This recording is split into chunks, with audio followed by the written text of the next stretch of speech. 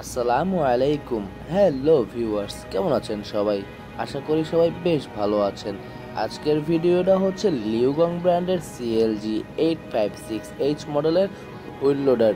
এই কন্টেইনার থেকে আনলোড থেকে শুরু করে ফুল অ্যাসেম্বলি পর্যন্ত পুরো ভিডিওটা দেখাবো। তো প্রথমে এক্সেল এবং এক্সেলের সাথে হুইল অ্যাসেম্বলি করাটা দেখাবো। এখানে এখন অ্যাসেম্বলি করা হবে হুইল এবং এক্সেল। এই হুইলের সাইজ হচ্ছে 23, 5, 25 সাইজের হুইল। এক্সেলের সাথে হুইল অ্যাটাচ করার পর নাটগুলো টাইট করে দেওয়া হয় যাতে হুইল আলাদা হয়ে না যায়।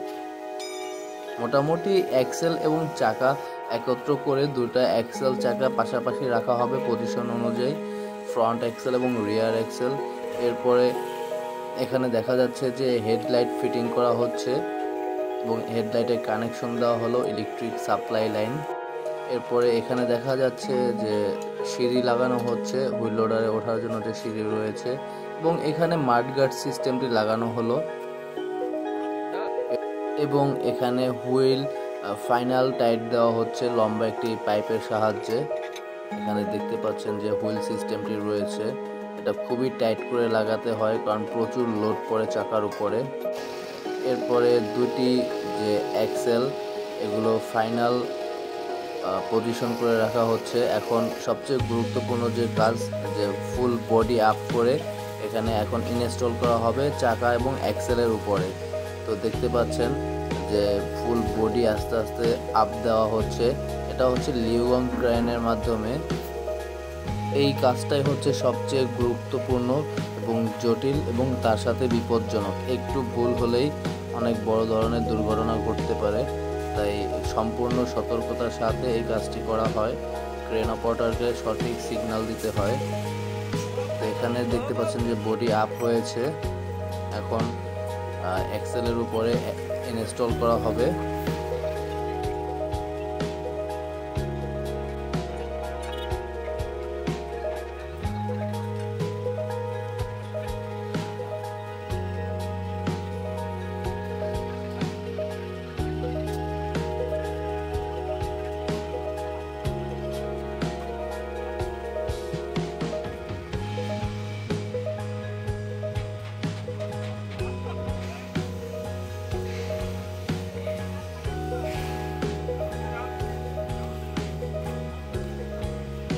এক্সেলের উপর চ্যাসিস ফিটিং করা হয়ে গিয়েছে।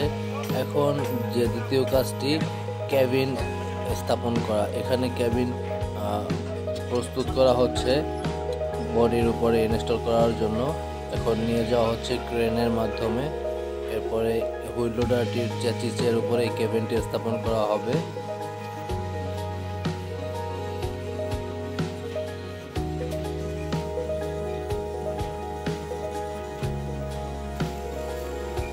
কেবিন ইনস্টলেশন করার পরে যে সর্বশেষ যে কাজটি করা হয় মূলত বাকেট ফিটিং।